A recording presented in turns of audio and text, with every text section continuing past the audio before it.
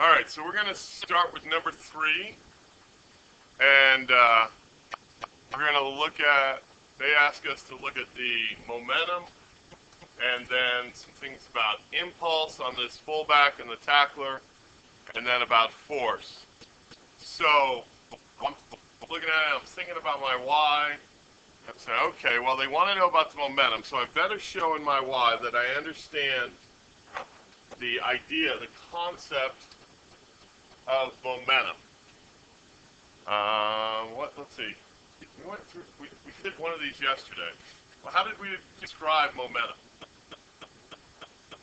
Movement of inertia. Okay. Okay, that's a good, I like that. So momentum is movement of inertia.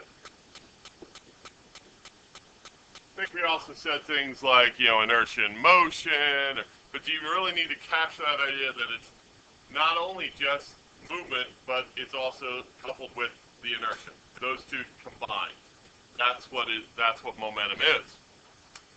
And then from there, they're asking me about both impulse on the fullback, impulse on the tackler, and then the force on them. So I'm thinking about impulse, and first thing I think about is, okay, what creates an impulse? And an impulse, I remember, is created by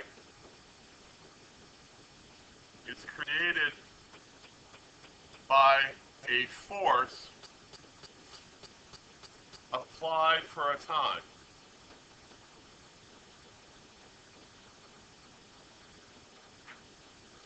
So it's not just that there's some force on something. It has to be that force applied for a certain amount of time or a length of time or however that phrase makes sense to you. But we not only have the force, but we have how long that force is acting on the object.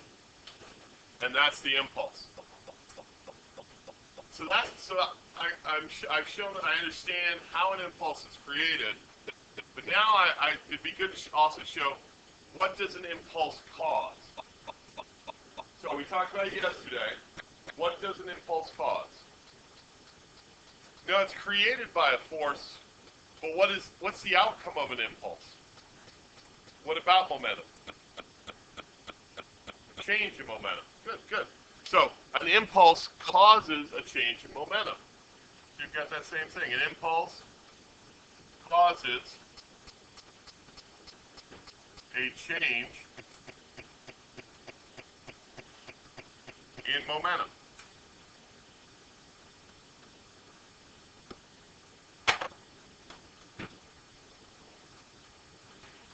So you've shown in this why, you've shown that you understand what momentum is. You've also shown that you understand how an impulse is created and what effect an impulse has on something, that it's changing the momentum. So now we can get down to this, and the last thing we might want to have in here, we might want to focus in on this problem itself.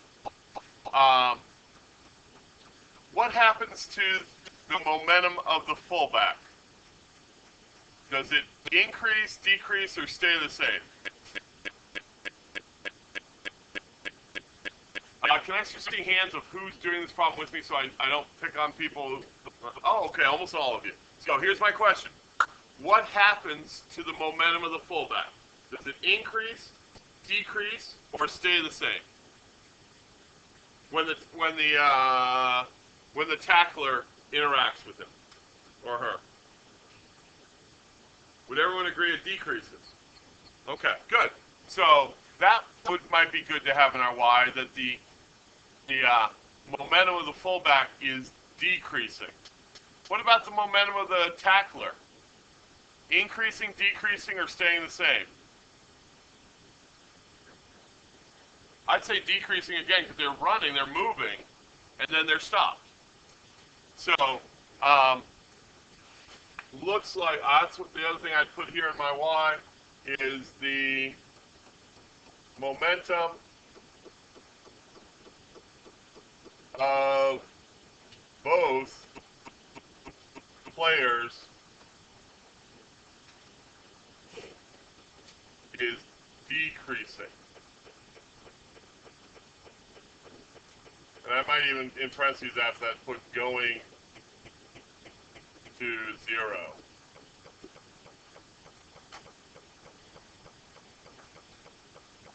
So if their momentums are changing, what causes that change?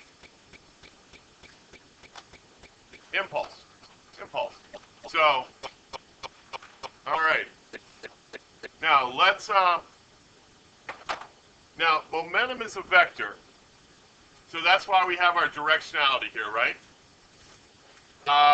Which way do you guys want to, in our math, use as positive? East or west? East. Okay, so we'll use east as positive. So if we get positive answers, we know we're going to pick a direction of east. If we get negative answers, we know we're going to pick a direction of west. Right? Right, London? Good on that? Okay. Well, we said that we're going to pick east as positive. So if we get positive answers, we're going to pick our direction of east. And if we get negative answers, we'll pick our direction of west.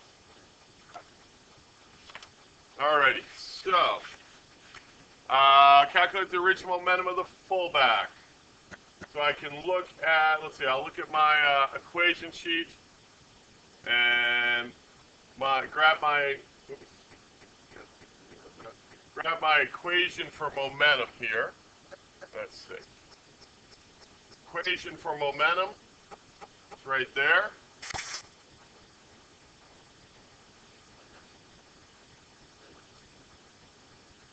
All right, yep, you got it. Right. P is for my momentum. That sign means equal. That means inertia. That means velocity. Did you get it, really? Okay. Yeah, P is momentum. Yeah, and then M we're really familiar with, hopefully, and V is velocity. All right. So I'm going to calculate the momentum of the fullback. So momentum of the fullback equals the inertia of the fullback. 1 second, I'm on a roll. Which is 130 kilograms. And the velocity of the fullback, which he's going east, so we're going to call that positive, and it's 5 meters per second. Yes, Jen. Yeah, sure.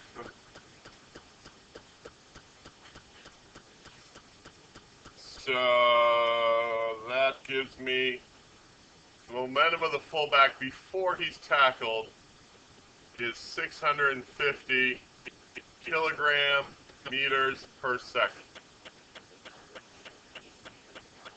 That would end up being east because it's positive. Yep. So before I carry on, let's make sure that that works.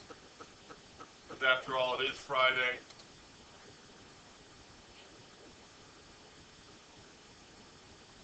And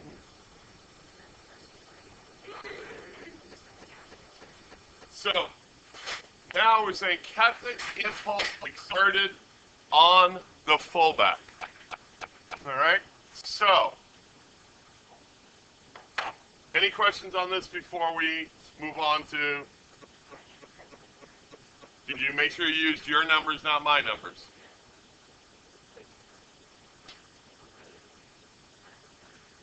Okay. Let me know, because I can always pause and come over and see you. So now in part B, they're saying, what is the impulse exerted on the fullback?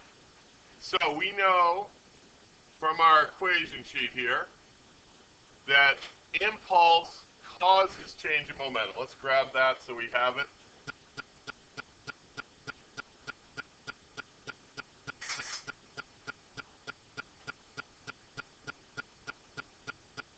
So we know impulse causes, that's why there's that arrow there, changes in momentum. And so the momentum of this fullback, so let's fill this in, let's see. We want to know the impulse, so we're just going to leave that. Nicole, you got the J is impulse, right? It's our other new variable. Okay. And a change is always a final minus an initial. So the impulse is the final momentum minus the initial momentum. Right? That change is always final minus initial.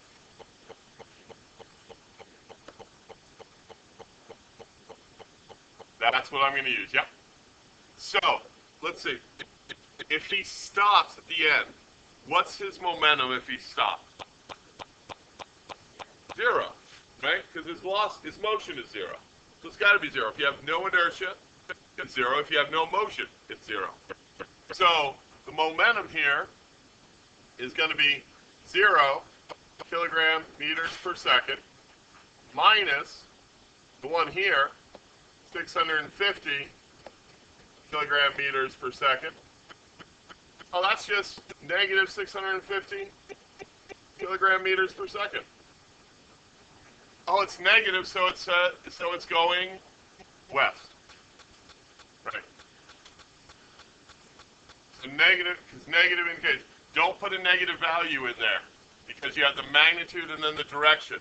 Remember, you'd put in 650 kilogram meters per second west. No, because the directionality is taken care of with the compass direction after it.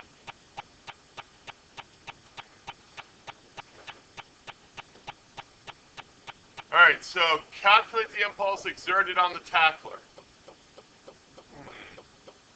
Now, we said a force and a time created an impulse, right? How does the force on the tackler compare to the force on the fullback? Think about Newton's third law that we had before.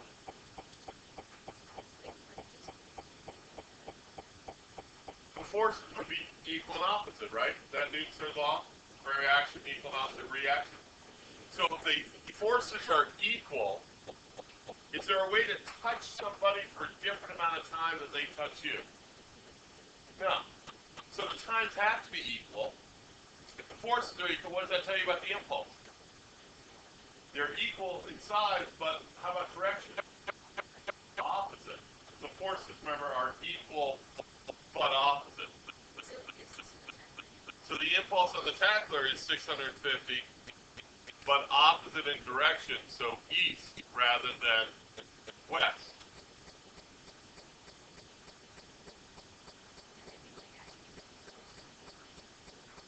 And then we're going to do the last part here.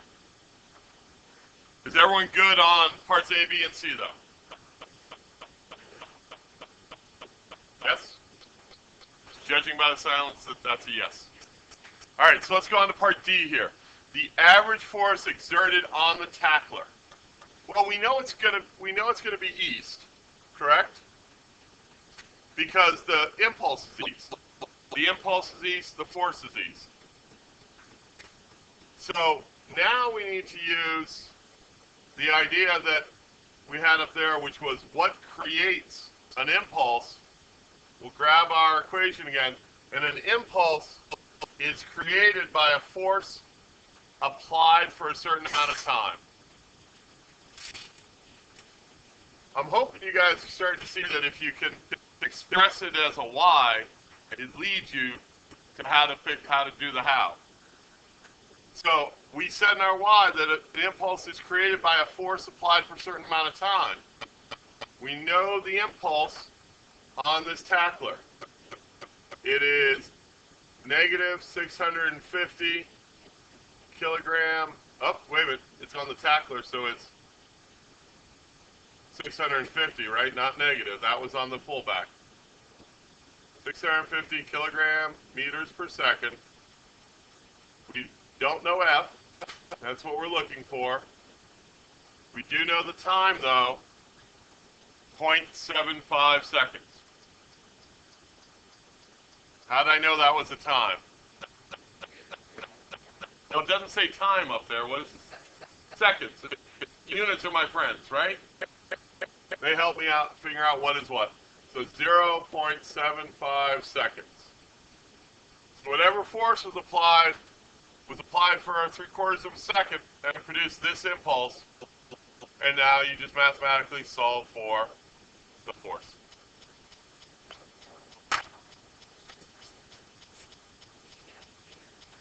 You would get a bigger, because you're dividing by a number less than 1. Good insight there.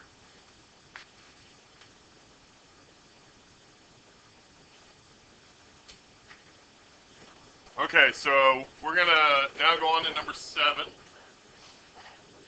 Hammer strikes the nail with this velocity and comes to rest. Right away, as soon as you see it changing its velocity, what do you think of? Change in momentum. And then I start thinking, oh, what causes that change? And that's impulse. And so then they say, okay, and it takes this much time, 8 milliseconds.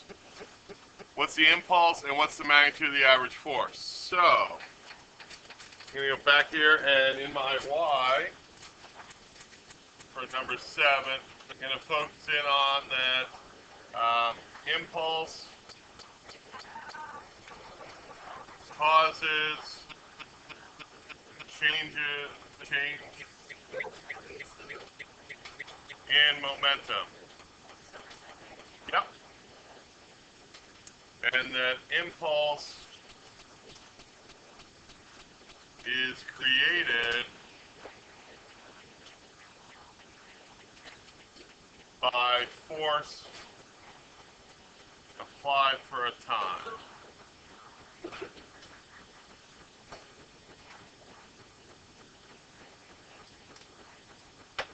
So I'm really focusing in here on what impulse does and what causes impulse. That's the two main understandings here for number 7. All right? And then I can use grab my equations that I like. Let's see. Impulse, oops, there it is.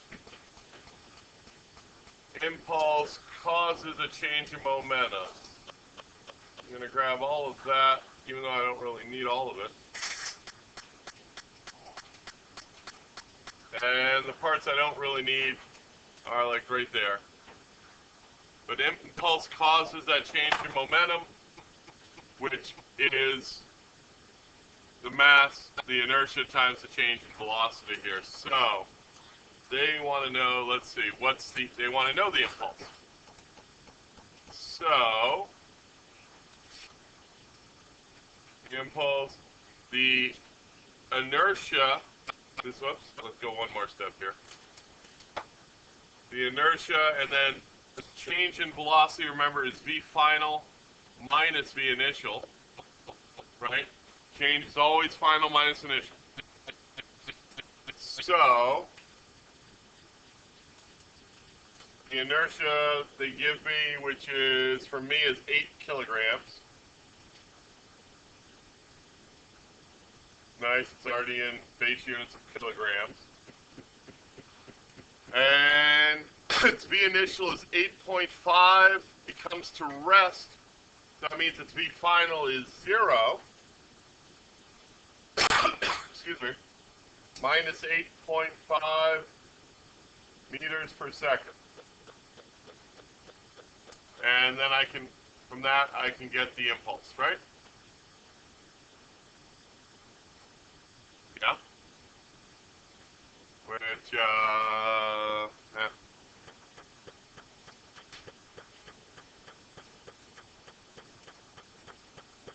which should be negative 68 kilogram meters per second. Now, did they ask for the magnitude? What is the impulse given to the nail?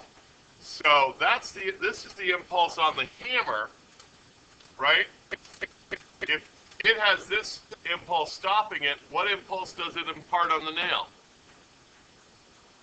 The opposite.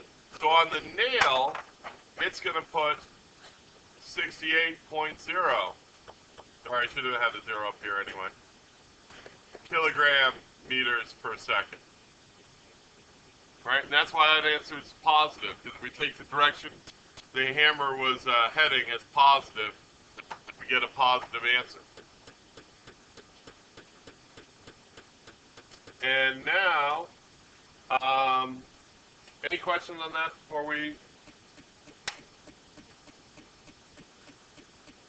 wait for you to stop chewing.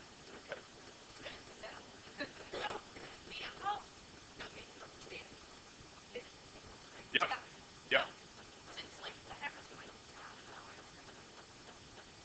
It's negative because we're saying the direction the hammer is going is positive.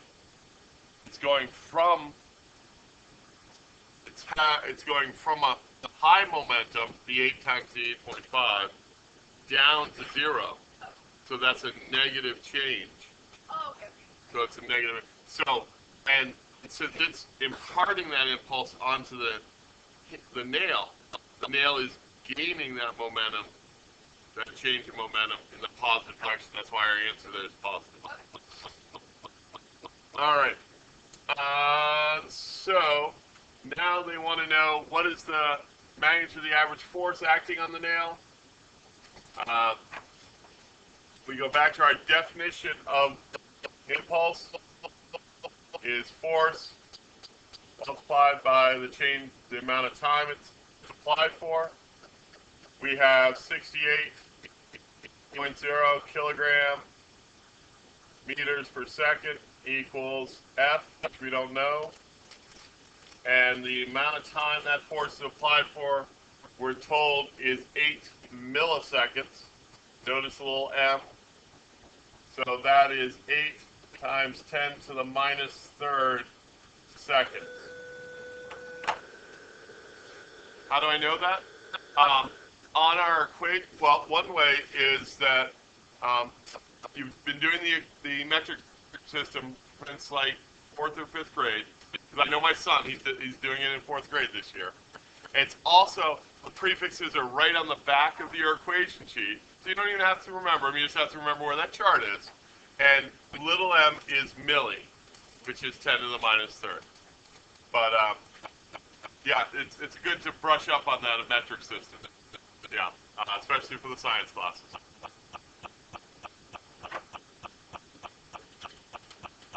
And then you can calculate the force directly from there. All right? No worries.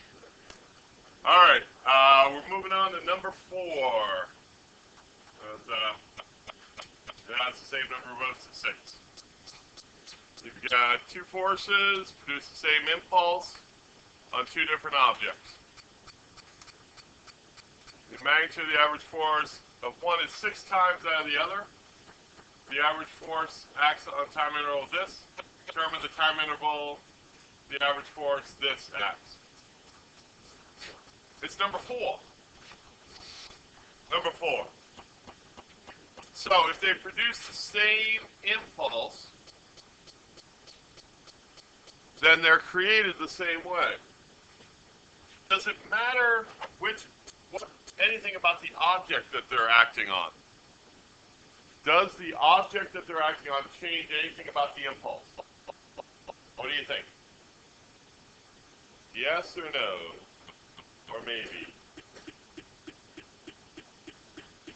Does the object that these forces are acting on change anything about the impulse? Who's doing this problem with me, just so I know who to focus on when I ask you this? Okay. What do you guys think? Take a stand. Yes or no, or maybe? Yes, no, or maybe? Pick one. No hiding that way. Yes, no, or maybe? Nope. Ah. Question was, does the thing that it's acting on matter to the impulse? Okay? Yes, no, or maybe? Okay? Are you doing this one with us? So you say yes? Alec? Yes? London? No. The answer is no. It doesn't matter. If I'm pushing on the wall and I'm pushing on London, I'm pushing the same amount. What I push on doesn't change how much I push. Right? The outcome, what I cause to happen, is going to be different. But it doesn't change how much I push or how long I push for. All right? That was their trick in there. So in this Y, the main thing you want to show is that impulse is created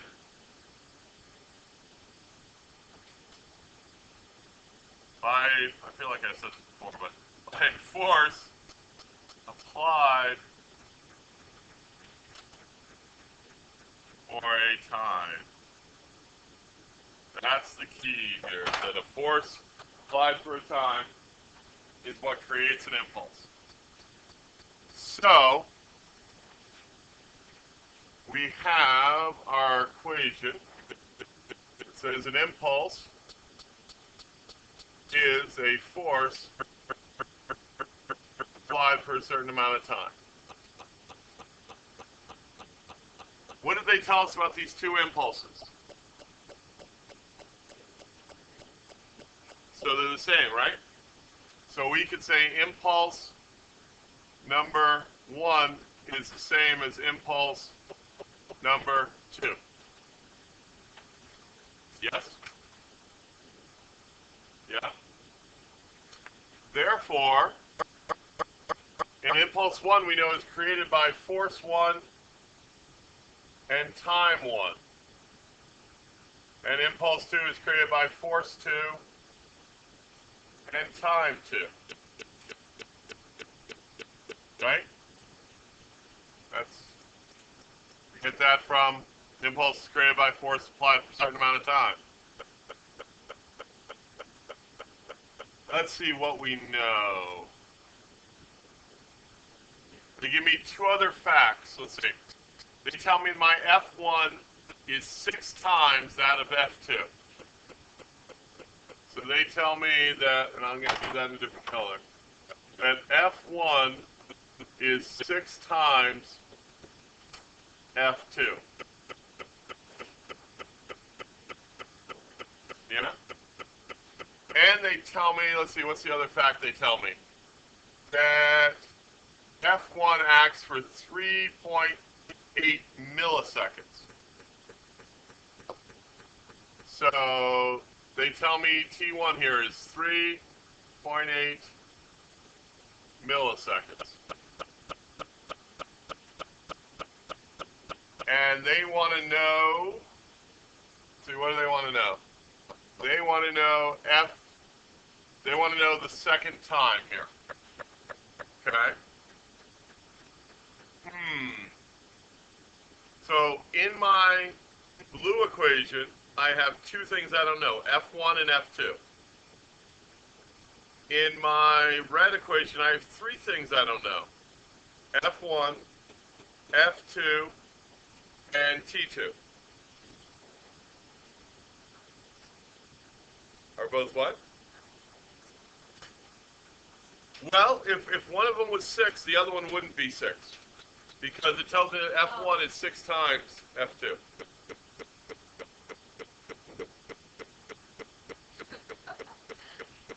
You don't see it? All right. So I would like to be able to have less variables in my red equation. Can I replace anything in my red equation by anything from my blue equation? Sorry, say it again. For what?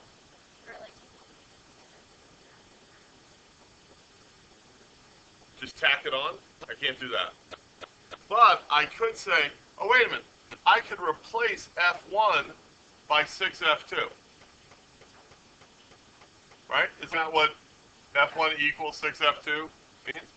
So what I can do is say, okay, rather than F1, I'm going to write 6F2, and that's multiplied by 3.8 not meters per second, milliseconds, sorry. Such a habit. Equals F2 delta t2.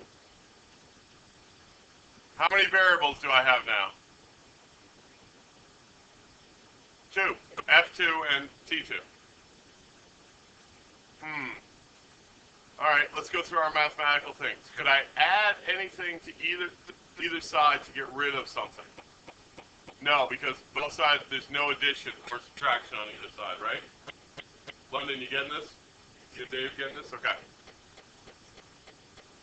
Can I get, maybe, let's see, could I get, well, there's 2 occurrences of F2. Could I get those on the same side? How? Divide both sides by F2, right? Okay. So let's divide the right side by F2 and the left side by F2. Oh, wait a minute. That gets rid of those. And I'm left with only one variable. And it's the one I want. Aw, that's nice.